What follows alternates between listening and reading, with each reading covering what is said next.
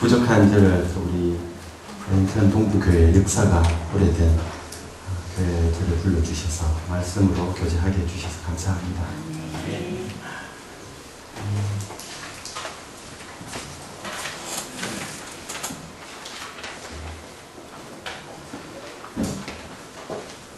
오늘 여러분들과 같이 청년들에게 말씀이 주어져 있지만 나이가 젊고 결정하는 게 아니라 자기가 늙었다 생각하면 더 이상 청년이 아닌 거예요.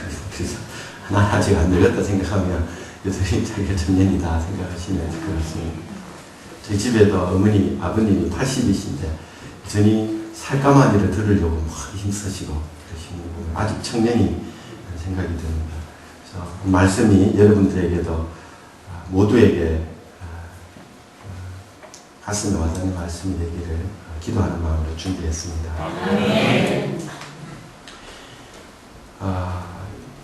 모든 사람은 살아가다가 사람을 만납니다. 근데 지나고 나면 만났던 그 만남이 그거 아무것도 아니었다 라고 생각되는 것은 아무것도 없는 것 같습니다. 모든 만남은 다 나름의 의미를 주는 것 같아요. 좋든 나쁘든. 그리고 만났던 그 만남이 어떤 의미를 만들어내는가는 만났던 사람도 중요하지만 그 사람과 만났을 때의 상황이 만남의 의미를 결정하는 또 중요한 의미를 만들어낸다고 생각이 듭니다. 오늘 예수님께서 한 사람을 만나는데 단순히 그 사람과 예수님과의 만남이 이루어졌다 이렇게 본문이 말하지 아니하고 구체적인 여러 가지 상황들을 설명을 해주고 있습니다. 그래서 예수님과 그 사람과의 만남이 어떤 의미가 있는지를 알기 위해서는 어떤 상황이 주위에 펼쳐지고 있었는지를 잠시 좀 알 필요가 있을 겁니다. 오늘 보시면 예수님이 베데스다에서 한 사람을 만나는데 만났던 시기를 오늘 본문에 보시면 유대인의 명절이라고 이야기를 하고 있습니다. 우리나라에서 명절은 대표적인 3대 명절이 있죠. 그 중에 대표적인 3대 명절 다 보면 다들 우리의 조상들을 기리고 주로 그런 쪽으로 고유한 명절이 맞추어져 있는 걸 볼 수가 있습니다. 그리고 3대 명절 말고 다른 기념일 같은 경우는 우리나라에 일어났던 사건, 어떤 날을 기억하기 위해서 명절을 지키기도 하고요. 고유한 명절은 다 우리 조상들을 기리고 날로 이제 이해되어지기도 합니다. 근데 유대인들이 명절을 지킬 때는 우리하고 조금 다른 의미가 있습니다.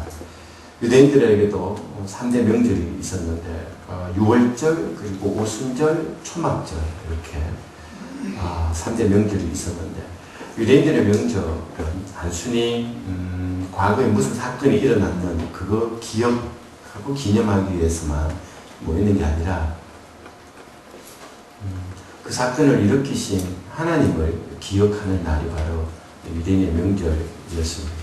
그렇기 때문에 유대인들은 명절에 모여서 했던 일들이 과거에 이런 일들이 일어났다로만 기념일을 지키는 게 아니라 하나님이 역사 속에서 우리 조상들에게 무슨 일을 했는지를 기억하고 떠올리는 날입니다. 그렇기 때문에 명절에는 사건을 기억하기보다는 그 사건을 일으키신 하나님을 떠올리는, 우리의 잊었던 하나님을 다시 우리의 기억의 중심에 갖다 놓는 그런 시간이 바로 유대인의 명절이었습니다. 근데 유대인의 명절은 단순히 과거에 하나님이 하셨던 사건을 묵상하는 데만 끝나는 게 아니라 유대인의 역사관은 과거는 계속 반복된다고 믿었습니다. 그래서 과거에 우리 조상들에게 어떤 일을 했던 하나님을 기억하는 순간에 다시 그 역사가 오늘 우리에게 재현되어진다고 믿었었습니다.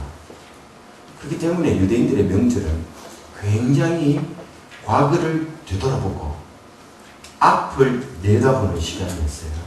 그러니까 과거와 미래가 현재 명절을 지킬 때 이렇게 합쳐지는 굉장히 의미 있는 시간이 유대인의 명절이었습니다. 그래서 이 초대교회도 보시면 오순절 성령 강림이 언제 있죠? 제가 답을 다 말했네요. 초기교회가 성령 언제 받았습니까? 오순절. 예수님이 언제 십자가에 못 박혀 돌아가셔서 하나님이 예수를 통해 구원하셨죠? 유월절 보십시오. 전부 다 가보면 하나님이 다시 이스라엘 역사 속에 일하셨던 시점은 전부 다 절기였어요. 과거를 되돌아볼 때 현재 그 하나님이 역사하고 미래에 일하실 하나님이 기대가 되어지는 일들이 일어났던 겁니다. 그래서 명절을 잊어버리면 현재 미래에 일하실 하나님에 대한 기대가 약해지는 걸 볼 수가 있습니다. 이제 예수님도 동일하게 이 명절, 유대인의 명절을 지키고자 예루살렘 성전으로 올라가다가 성전 안에 들어가야 유대인들과 다른 유대인들과 같이 하나님을 기억하고 하나님을 내다볼 수가 있는데, 근데 성전 안에 딱 들어가려고 하다가 성전에 문을 열고 안 들어가고 갑자기 예수님의 발걸음이 멈췄었습니다. 어딘가 하면 성전 문 곁에 있었던 연못이었습니다. 베데스다라고 알려진 연못가에 예수님의 발걸음이 멈추었습니다. 예수님의 시야가 고정되어진 우리를 오늘 본문에 보시면 어떤 사람들이었는데, 그런데 성전 안에 안 들어가고 다 명절이었는데 하나님을 기억하기 위해서 그들의 조상들에게 이랬던 하나님을 기억하면서 현재 다시 그 하나님이 역사하기를 기대하는 마음으로 성전에 다 가는데 한 무리는 성전 안에 안 들어가고 성전 바깥에 연못가에 주위에 진을 치고 있었어요. 예수님도 여기 안 들어가고 진 치고 있는 사람 곁에서 이 사람들을 바라보고 있었습니다.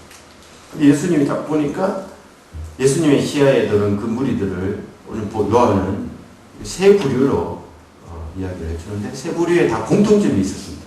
전부 다 뭘까? 누구였을까요? 몸에 뭘 가지고 있었을까요? 병을 가지고 있었습니다. 안 못 보는, 딱 병은 세 부류로 묘사되어져 있는데, 안 못 보는 사람, 그리고 손 마른 사람, 그리고 몸이 점점 말라가는 사람, 이렇게 세 가지 있습니다. 그리고 보시면 그게 몇 절에 나오죠? 3절에 다리 저는 사람에게 원문을 보시면 다리가 말라가는 사람이라고 말할 수도 있고요. 혈기 마른 사람들 전체도 몸 전체가 굳어져 가는 사람들로 이해되어져 있습니다. 예수님 당시 유대 사회에서 이런 부류의 사람들에 대한 통념이 있었어요. 이렇게 맹이, 그리고 다리가 저는 사람, 그리고 혈기가 마르다는 온몸이 말라가는 사람에 대한 딱 보면 저 사람 병자다 이게 아니고 한 단계 더 나아간 생각이 있었습니다.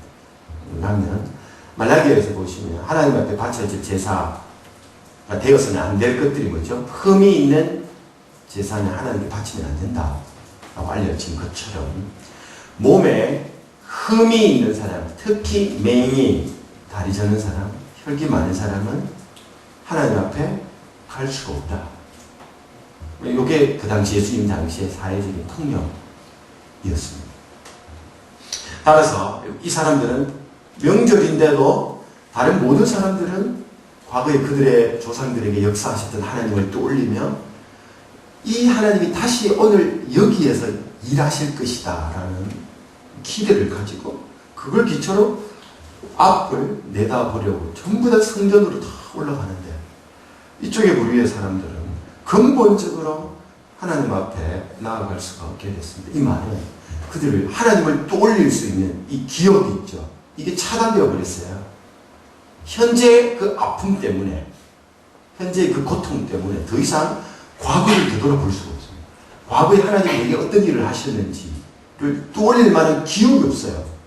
요즘 말에 말하면 하나님 기억 상실증이죠. 집단적으로 전부 다 그러니까 당연히 어떤 일들이 일어날까요? 과거에 그들의 조상들에게 하나님이 어떤 일을 하셨는지를 기억해야 다시 우리 가운데 하나님이 역사하실 것이라는 믿음이 생기고 우리의 미래를 향해서도 하나님에 대한 믿음으로 시작할 텐데 그들의 병 때문에 하나님에 올라가는 것이 딱 금지되어지자 총체적으로 하나님을 기억할 만한 기회를 그들이 잊어버렸던 것을 볼 수가 있습니다. 이제 이 사람들이 기대할 수 있는 건 뭘까요?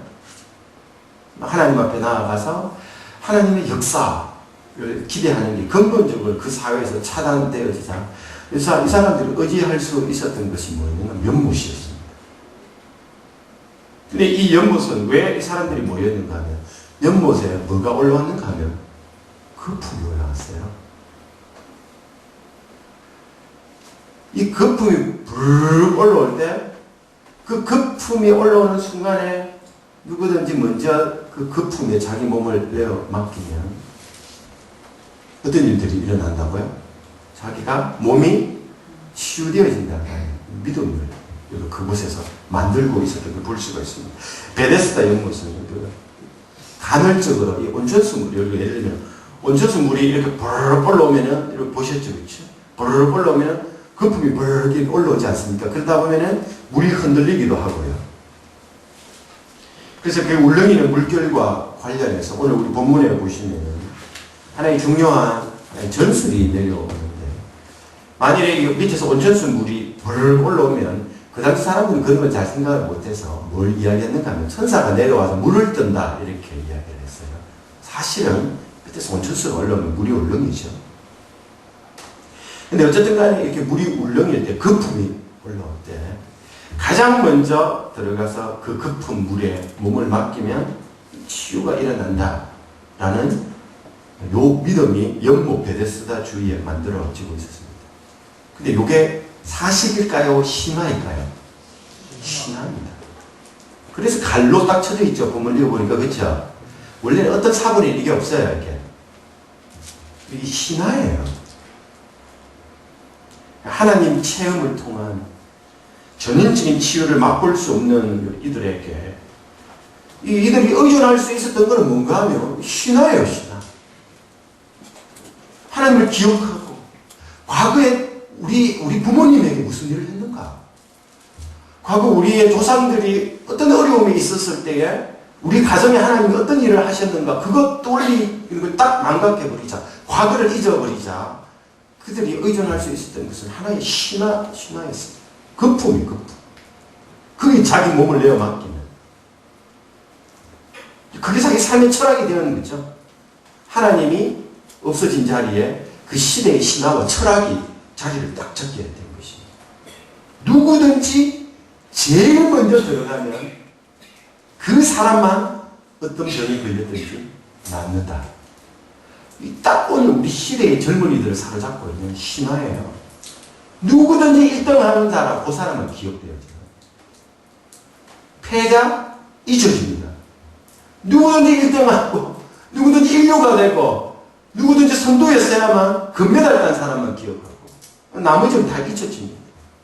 그 사람만 기억되어지고 영광을 받고 하나님께 영광을 돌릴 수 있다라는 이 신화. 이 신화가 그 사회뿐만 아니라 오늘 우리 사회도 있었던 걸 볼 수가 있습니다. 근데 사실 이 신화를 누가 만드는가? 유대인들이 만드는 게 아닙니다. 최근에 고고학자들이 실제로 예루살렘 성전 양문 곁에 발굴을 했어요. 2000년이라는 시간을 뚫고 바닥을 뚫으려면 층을 한 굉장히 10m 넘게 내려가야 돼요. 2000년 동안 퇴직이 되어져 있었기 때문에. 그래서 고고학자들이 굉장히 10m 가까이 간격을 뚫고 내려갔어요. 근데 보니까 이 양문 곁에 뭘 하나를 발견했는데 연못이 있고 연못에 각이 있거든요. 이렇게 요즘 말에 오두막처럼 이렇게 새겨져 있는 거 있잖아요. 거기 보니까 연못 주위에 양문에 뭐가 새겨져 있는가 하면은 문패 같은 게 하나 있는데 그게 이런 글귀가 있었다는 걸 제가 봤습니다. 아스클레피우스 신에게 헌납되어진 겁니다. 이 연못이 아스클레피우스 신에게 헌납되어진 것이라는 것입니다. 그러니까 이 신화를 누가 만들었을까요? 결국에는 이 아스클레피우스라는 이방 신이 만드는 이방인들이 로마인들이 만들어 놓은 거예요. 성전의 귀신은 하나님에게 그들이 접근이 금지되어지자 그들이 의존할 수 있었던 것은 뭔가 하면 그 시대의 철학, 하나님을 통하여서 하나님이 내 안에 역사하고 내 삶을 인도한다라는 요 믿음, 그걸 기억을 통해서 떠올려야 되는데 그걸 기억을 안 하자 그들의 삶에 딱 자리 잡고 있었던 거 보면 그 시대의 철학이에요. 1등 하는 사람은 살아납니다. 먼저 들어가는 사람은 그 사회에서 생존한다. 그리고 나머지에 미쳐진다. 이 신앙이 전부 다 의존했는 거예요. 그 역설은 이것이에요. 오늘 열거된 병자들은 모두가 먼저 들어갈 수 없는 자들이에요.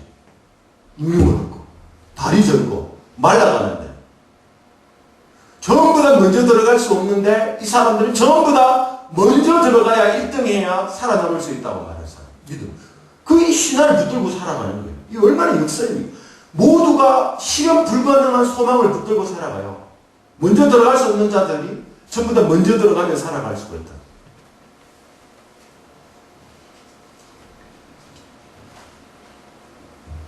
야, 예수께서 지나가시다가 바로 이 무리들 앞에 발걸음을 멈추셨어요.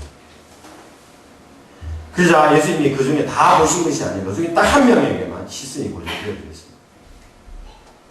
그 사람 누구였는가 하면 바로 병이 벌써 오래된 사람이었어요. 오늘 본문에 보시면 예수님이 6절에 보시면 예수께서 그 누운 것을 보시고 어떻게 되는가 하면 병이 벌써 오래된 줄 아시고 예수님이 선택한 한 사람은 병이 벌써 오래된 사람이었습니다. 딱 봤을 때 병이 오래된 사람을 알 수가 있어요. 왜냐하면 오랫동안 그들의 몸 자세 있죠. 이렇게 누워서 본다든지 세상을 바라보는 관점 그리고 몸 자세, 시각, 말 한마디만 봐도 그 사람이 어떻게 살아왔는가 다 알 수가 있을 때입니다. 누운 것을 보시고 세상을 바라보는 관점 그게 다 언어로 표현되어지죠. 한마디만 대화해보면 이 사람의 세계관이 뭔가 인생관이 뭔가 어떻게 살아가는가 이 사람의 철학이 뭔가 열심히 알아보겠습니다. 이 사람은 병이 오래됐다는 건 말이 맞을까요? 평생 먼저 들어가면 낫는데 평생 먼저 못 들어가는 거예요. 그래서 지금 자기 병이 이런 거예요. 평생 패배자로 살아온 겁니다. 딱 보입니다. 말 한마디 하면 누워있는 거 보면 세상을 바라보는 이 시각 각도를 보면 딱 보여요. 이렇게 평생 동안 이인자였구나. 남한테 먼저 빼앗겼구나 자기. 그래서 딱 보고 병이 오래된 줄 아시고 그 사람에게 다가갑니다. 그자 예수께서 그에게 천 마디를 말을 딱 걸었을 때 이 사람이 예수님께 내뱉은 그 천 마디가 모든 것을 다 말해줘요. 예수님이 그 사람에게 뭐라고 물었는가 하면 병이 벌써 오래된 줄 아시고 이르시되 네가 낫고자 하느냐 이렇게 딱 질문하자 그 사람이 한 말이 이렇습니다. 주여 물이 움직일 때 나를 못에 넣어주는 사람이 없어 내가 가는 동안에 다른 사람이 먼저 내려가나이다. 희망은 이 사람에게 늘 자기 눈앞에 있어요. 곧 잡을 것 같아. 바로 좋게 있어요. 근데 잡을 수가 없어요. 왜냐하면 자기보다 늘 빠른 사람, 더 똑똑한 사람, 더 가정 환경이 좋은 사람, 더 부모 잘 만난 사람, 더 많이 배운 사람 널리 있어서 그 자리를 차지하는 거예요. 자기 항상 그걸 못 잡아요. 평생을 이렇게 살아온 거예요. 내가 늘 먼저 들어가려고 하는데 나를 못에 넣어주는 사람이 없어서 나를 도와주는 사람이 없어서 우리 부모님이 나를 지원 못해줘서 내 주위 환경이 이래서 항상 내가 가는 동안에 다른 사람이 먼저 가서 내가 잡으려고 하는 희망 다 가져가고 그랬습니다. 내 주위에 내 도는 사람 하나도 없습니다. 왜 내 눈앞에 이렇게 내보다 잘난 사람이 많을까요? 더 빠르고 더 힘세고 더 가정 환경 좋고 그런 사람들 때문에 나는 항상 뒤처져 있었습니다. 이게 예수님이 네가 낫고자 하느냐 물었을 때 이 병자가 한 1000마디였어요. 왜 이렇게 내 주변에 잘난 사람이 많습니까, 주님? 이럴 때 예수님께서 그 사람에게 이게 오래된 병으로 인해서 부정적 생각에 고리에 얽혀 있는 사람에게 예수님이 말씀하십니다. 아까 이야기했죠. 네가 낫고자 하느냐. 여러분, 예수님이 하시는 이 환자에게 하시는 질문치고는 굉장히 독특합니다. 왜냐하면 모든 환자는 낫기를 원하죠. 근데 예수님은 환자에게 낫고자 하느냐 이렇게 질문하고 있다니 굉장히 예수님의 질문이 독특해요. 도대체 예수님이 이런 질문하는 의도가 뭘까요? 요한복음에 보시면 딱 세 가지 치유 이야기가 나옵니다. 세 가지 말고는 안 나옵니다. 다른 복음서에 많이 나옵니다. 요한복음에 딱 세 가지 치유 이야기가 나오는데 제일 첫 번째로 보시면은 그 왕의 신하의 아들을 고치는 이야기고 그 앞에 나오고요. 두 번째가 지금 요 이야기고요. 세 번째가 나면서부터 걷지 못했던 자의 치유기 이야기가 나오거든요. 근데 요거 빼고 앞에 있는 이야기나 뒤에 있는 이야기는 예수님이 먼저 치유해 주시나요? 아닙니다. 예수님 절대로 먼저 가서 치유 안 해줍니다. 묻지도 않아요. 주위 사람들이 데리고 오고 주위 사람들이 이 사람 치료해달라고 부탁하니까 예수님이 그제서야 반응을 하시거든요. 근데 오늘 이 본문에서는 예수님이 먼저 다가가셔서 질문을 하시는 게 네가 낫고자 원하느냐 라고 질문을 하고 있어요. 왜 이런 질문을 하셨을까요? 여러분 38년이나 된 병을 가지고 있는 그 사람에게 가져온 게 있습니다. 뭔가 하면 패배의식, 자기 연민에 늪이래요. 내가 원한다고 되는 게 하나도 없어요.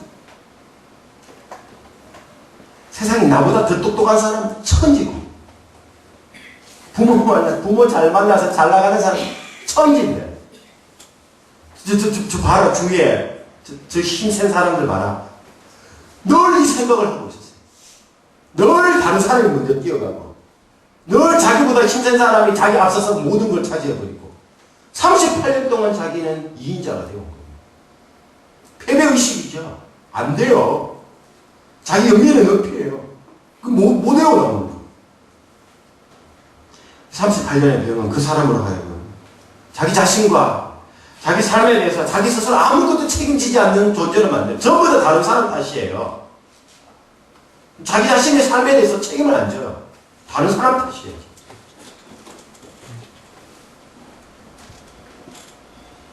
이 사람에게 예수께서 질문하십니다. 네가 낫기를 원하느냐? 라고 물으셨을 때 예수님은 그 사람이 자기 주위에 빠른 사람들 때문에 그 눌려버렸던 회복에 대한 의지 있죠. 회복의 삶에 대한 의지. 그 의지를 예수님이 지금 불러일으키시는 거예요. 네가 낫고자 원하느냐는 질문을 했습니다. 몸 치료하기 전에 먼저 그의 정신이죠. 그 생각, 회복에 대한 의지, 그거부터 먼저 불러일으켜 주시는 거예요. 이어서 예수님께서 뭐라고 말씀하십니까? 일어나 내 자리를 들고 걸어가라 하십니다. 마가복음에 보시면 예수님이 베드로 장모 치유해 줄 때는 어떻게 하는가 하면 사람들이 베드로 장모에 대해서 사람들이 예수께 여짜온데 예수께서 베드로 장모를 잡아 일으키시니 열병이 떠나가고 그에게 수정되리라 이렇게 병문이 나오거든요. 베드로 장모를 치유해 줄 때 예수님은 어떻게 하는가? 아무 말씀도 안 하십니다. 아프다 하니까 가서 아무 말도 안 하고 가서 어떻게 하는가 하면 잡아서 당겨주세요. 이렇게. 그러자 누워있던 베드로 장모가 열병 때문에 누워있다 벌떡 이렇게 일어나는 거예요. 여러분 지금 이 38년 된 병자를 예수님 치유하는 방법은 어떻습니까? 이 사람 평생 누워있었기 때문에 예수님이 오히려 베드로 장모 치유하는 것을 이렇게 해줘야 되잖아요. 가가 잡아 당겨줘야 되잖아요. 근데 지금 예수님은 이 사람이 뭐라고 말하는 거야? 일어나 내 자리를 들고 걸어가라. 지금 이 사람에게 왜 이런 식의 치유를 해주는 걸까요? 이 사람은 38년 동안 누워있는 삶을 살고 있었어요. 누워서 늘 그 생각, 자기 패배의식, 자기 연민, 주위에 똑똑한 사람들만 눈에 보면서 살아온 겁니다. 그래서 다른 사람이 자기한테 뭘 해줘야 자기가 어떻게 할 수 있다고 생각해요. 다른 사람이 뭘 나를 후원해줘야, 누구 당겨줘야, 나를 지원해줘야, 뭘 해줘야 내가 어떻게 할 수 있다라고 생각하며 기다리고 있었던 거예요. 나를 도와주는 사람이 없다라고 생각하는 거죠. 근데 지금 예수님이 이 사람에게 다가와서 뭐라고 말해요? 네가 일어나라 이렇게 말하는 거죠. 다른 사람이 해주기를 기다리지 말고 네가 일어나라. 그로 가라. 네 스스로 네 인생에 책임을 져라. 라고 이야기를 하고 있습니다. 언제까지 네 부모 탓할래? 빠른 사람 탓할래? 네가 일어나라. 그로 가라. 말하고 있습니다. 이제 병자는 주님의 말씀에 따라 먼저 일어서려는 행동을 감행해야 돼. 그래야 치유가 일어나요. 예수님의 베드로 장모처럼 당겨주면 더 편할 것 같아요. 아니면 누워있는데 완전히 치유되어지고 난 다음에 일어나라 그러면 또 괜찮을 것 같아요. 지금 이 사람은 어떻게 되는 거예요? 일어나는 순간에 치유가 일어나요. 언제까지는 다른 사람 탓하고 내 인생은 내가 책임 못 지겠다고 말하는 순간에 치유가 안 일어납니다. 예수님 말대로 내 인생은 하나님 내가 책임져라고 하는 거야. 라고 생각하고 벌떡 일어나는 순간에 치유가 일어나요.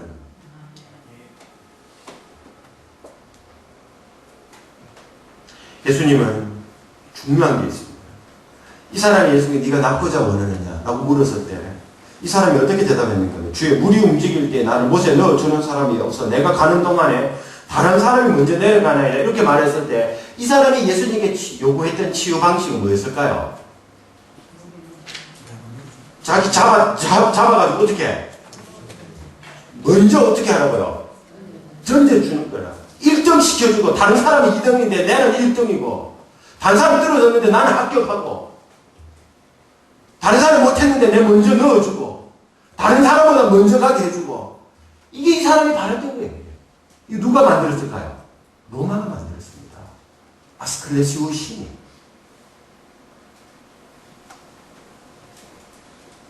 이 사람도 그렇게 요구한 거예요. 하나님 저 좀 1등 하게 해주이소. 다른 사람은 못 들어가기 전에 내 먼저 좀 넣어주이소. 그게 베데스다의 우리 삶의 원리예요. 그 모여있는 사람 전부 다 그렇게 생각하고 있어요.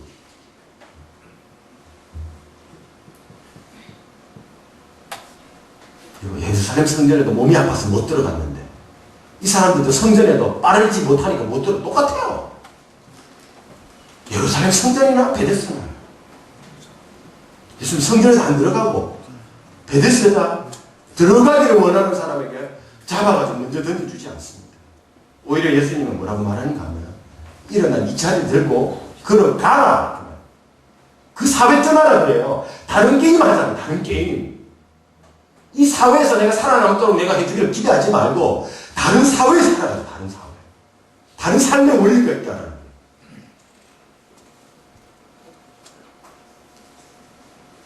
패배의식과 자기 연민으로 굳어버리는 그 사람의 생각 체계를 일어나라 라고 말하면 자유롭게 할 뿐만 아니라 다른 사람 책임이고 다른 사람 때문이고 라고 생각하면서 평생 자기 스스로에 대해서 자기 책임 하나도 안 지는 그런 사람에서 이 사람을 해방시켜 줄 뿐만 아니라 지금 예수님은 그런 생각을 가지도록 만드는 사회로부터 건져내서 다른 사회를 삽니다. 다른 게임하자. 다른 세상이 있다. 라고 이야기를 하고 있는 겁니다. 새로운 삶의 가치관, 새로운 삶의 방식, 새로운 사회로 예수님은 이 삶을 이게 치유의 완성입니다. 치유는 단순히 굳어가는 몸 하나 고쳐주는 걸 끝나지 않았어요. 그 고치기 전에 예수님은 그 사람 머리, 생각부터 고치고, 그 다음에 몸이 고쳐지고, 그 다음에는 이 사람이 새로운 사회 속에서 살아가도록 나아가. 이게 치유의 3단계 방식입니다. 여러분, 이렇게 옮기지 않고 몸만 고쳐주면 어떻게 될까요? 똑같죠. 예수님도 그 당시 로마 사회가 만들어놓은 철학에 따라 그냥 굴러가는 거라. 그 사회 잘 굴러가도록. 예수님이 그런 구원을 주기 위해서 오셨나요? 아니죠. 예수님이 초청하시는 새로운 사회는 살아남고자 눈에 불을 켜고 고지를 먼저 점령하고자 긴장해야만 하는 베데스다 연못 공동체 아닙니다. 그거 만들려고 거기서 살아남도록 하기 위해서 예수님이 사람들에게 구원을 들고 예수님이 치료해 주신 거 아니에요. 오히려 예수님이 옮기시고자 했던 새로운 사회는 물에 먼저 들어가야 물이 나를 치료하는 게 아니라 그렇게 새로운 사회예요. 왜냐하면 그 사회에서는 물은 바깥에 있었던 게 아니라 내 배에서 생수가 터져 나오는 사회였어요. 누구든지 목마르거든 내게로 와서 마시라. 나를 믿는 자는 그 배에서 생수의 강이 흘러나오리니. 요한복음 7장 곧 뒷장에 나옵니다. 이게 예수님이 주려고 했던 새로운 사회였어요. 전부 다 먼저 들어가서 그 사회에서 살아남으려고 했는데 이제 그만하고 나오라.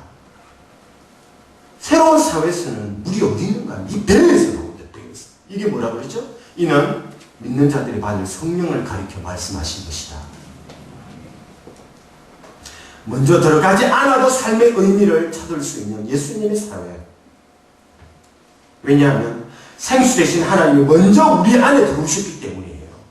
그 사람 먼저 물에 들어가야 살아남는다고 말했는데 예수님이 초청한 사회는 하나님이 먼저 우리 안에 들어오셨어요. 이게 반응입니다. 전부 다 먼저 들어가는 그러면 먼저 들어가는 사람들이 예수님 말, 네 안 들어가게 한다. 하나님이 네 안에 들어오셨다.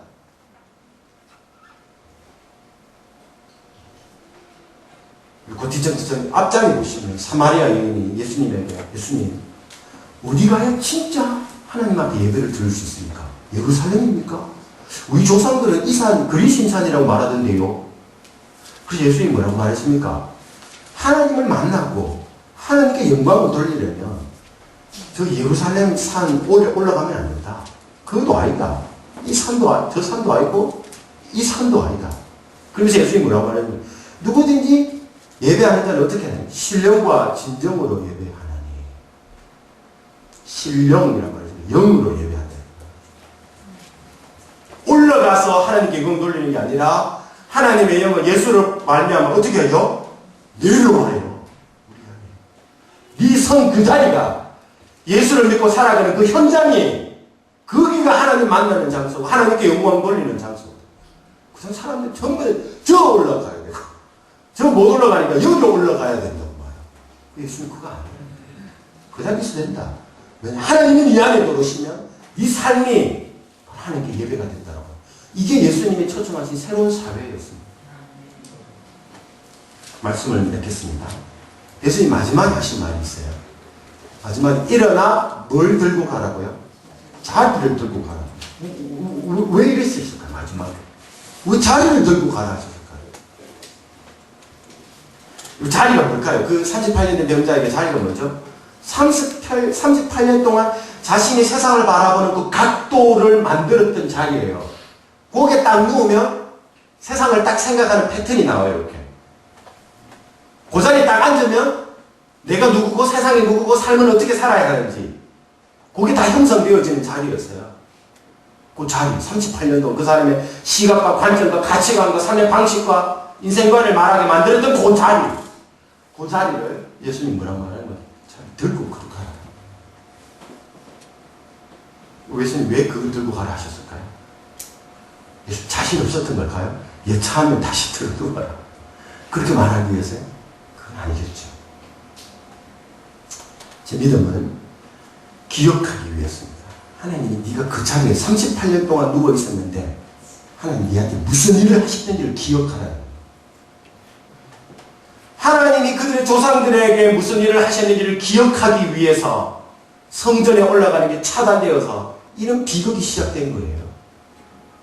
그런데 예수님이 이 사람에게 찾아오셔서 하나님의 영이 네 안에 들어가면 새로운 삶이 가능하다고 이야기해 주고 난 다음에 자리를 들고 가라 이 말은 뭔가 하면 날마다 그거를 명절로 삼으라. 이 사건을 예수님이 너에게 찾아오셔서 너를 고쳐주시고 너를 어떻게 바꾸어주셨는지 하나님이 너에게 하셨던 그 사건을 기억하고 기념하라는 거예요.